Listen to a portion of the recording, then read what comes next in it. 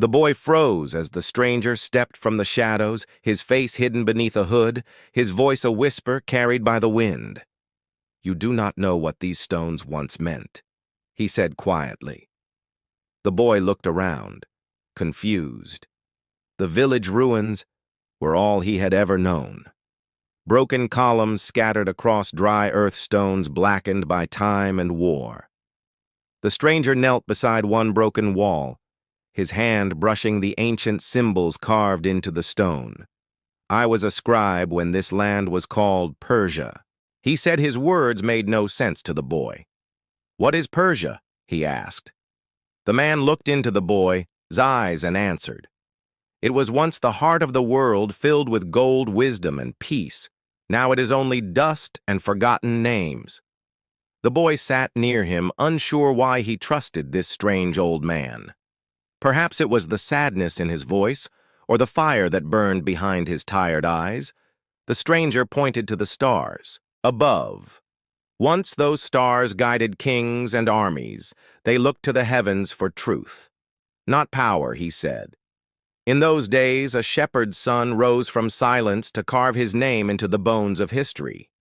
His name was Cyrus, and he did not conquer with cruelty, but with purpose. He brought tribes together and gave them laws instead of chains. He marched on Babylon not to enslave, but to free them. They opened their gates without a fight and welcomed him as a savior. The boy listened, his heart beating faster, each word like a drum pulling him into the story. He had never heard of this Cyrus, and yet he felt like he knew him already. The stranger continued, "But power is a flame that never rests." Cyrus burned bright and died before his time, and those who followed held his crown, but not his heart. His sons turned on each other, brother against brother, empire against its own blood. Greed replaced vision, and soon the light that had guided Persia dimmed. The boy looked toward the ruins, trying to imagine them alive, filled with people, music markets, temples, and learning. He struggled to picture it. He had only known silence and broken stone. Was it truly real? He asked. The stranger smiled, a tired kind of smile. "Realer than you know, boy, and more tragic than you can imagine. It began with hope and ended in betrayal and fire." The boy leaned closer. "Tell me how it all ended," he said. The man stared into the flickering campfire and replied, "To understand how it ended, you must first know who lit the fire that consumed it all, and that fire was lit not by enemies, but by Persians themselves." The boy woke in the middle of the night. The stranger still sitting by the dying fire, his eyes staring into nothingness, as if trapped in the past. The silence was heavy, but the boy spoke anyway. "You said Persians lit the fire that destroyed them." How he asked the man did not look at him, but began to speak softly, like a man confessing to ghosts. "It began after Cyrus was gone. His son Cambyses became king, but he did not share his father's wisdom. He was cruel, impatient, and feared losing what had been built. He invaded Egypt not for unity, but to prove his might, and while he conquered, he lost himself. He mocked gods, burned sacred places, and trusted no one, not even his own blood. Cambyses died under strange circumstances. Some say suicide, others say assassination. But what came next was darker still.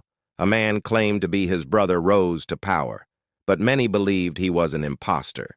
They called him the false king, and rebellion erupted. Darius emerged from the chaos, a soldier with a sharp mind and a dream to restore order. He crushed his enemies, built roads and palaces, and brought back the glory of the empire for a time. The boy leaned forward, eyes wide. "Was he a good king?" he asked. The stranger nodded. "He was brilliant, ruthless, and determined. He gave Persia structure and strength. He created coins, weights, and laws that tied distant lands together. He respected all gods and let conquered people keep their beliefs as long as they obeyed his rule under him. Persia became vast, stretching from the Indus River to the Aegean Sea. But beneath the beauty cracks formed the larger, the empire grew. The more it leaned on fear and gold. Soldiers were paid, Not loyal governors were bribed, not faithful, and the heart of the empire began to rot. Darius spent his final years fighting revolts and planning wars against Greece, but died before he could finish his dreams. His son Xerxes inherited his father's army, but not his vision. He crushed rebellion with terror and then crossed the sea to conquer Greece. The stranger paused, his jaw clenched as if holding back anger. He failed badly. At first they won, but pride led him deeper into a land that bled his army dry. The Spartans, Athenians, and wild mountain winds broke the great Persian force. The boy frowned, so that was the fall. He asked, not yet, the stranger replied. It was the beginning of the unraveling. Imagine a tapestry the size of the world, and now imagine one thread being pulled slowly at first, then faster until the whole thing collapses. Xerxes returned, not as a god-king, but as a man defeated and bitter, and Persia would never be the same again. The wind howled over the ruins, as if mourning something long lost. The boy and the scribe sat quietly while the stars shifted above. Finally, the boy broke the silence.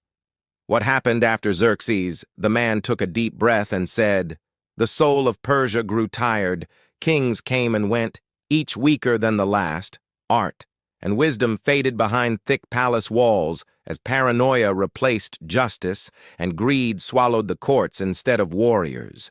Persia raised flatterers instead of visionaries. It fed cowards. The empire bloated, not from strength but from denial. The world was changing armies, learned new ways to fight. Ideas traveled faster than swords. And yet the rulers of Persia clung to old glory, blind to the cracks spreading beneath their feet. The boy asked, did no one try to fix it? The man looked at him with eyes full of sorrow. Many tried: poets, priests, generals. Some wanted reform, others whispered of revolution. But the fear was too deep. Change had become a threat, not a hope. And then came a boy from the west with eyes like fire and dreams taller than mountains. His name was Alexander. The boy frowned. Alexander who? Alexander of Macedon? The scribe said with weight in his voice, a name that Persians learned to fear and remember. He was not born to rule Persia, yet he believed it was his destiny. He crossed deserts, rivers, mountains, defeating every army sent against him. Darius the Third, the last true king of Persia, fled not once, but twice, until his own men betrayed him and left him to die alone in the dust. Alexander entered Persepolis, not as a conqueror seeking wealth, but as a man fulfilling a vision. He wanted to rule as a Persian king, and for a moment there was peace. But that moment passed like all others. Alexander burned the great palace, some say, out of drunken rage, others say as revenge for Athens. But the fire that night was not just wood and stone. It was the final breath of a world that had once touched the heavens. The boy stared into the embers of their fire, the story pressing into his chest like a weight. So it all ended there. He whispered. The scribe shook his head. Not ended, changed. The Persian spirit did not vanish. It flowed into others, into ideas, into memories. The empire died, but its wisdom, its laws, its courage, it survived in the shadows of other nations. The boy stood and walked slowly toward the ruins, placing his hand on a cold, broken column. For the first time, he did not see rubble. He saw people, traders, priests, soldiers, dreamers, the voices of a fallen world echoing through time. He turned back to the scribe, who now looked older than before. Will anyone remember? He asked. The man smiled gently. As long as stories are told, Persia will never be truly gone.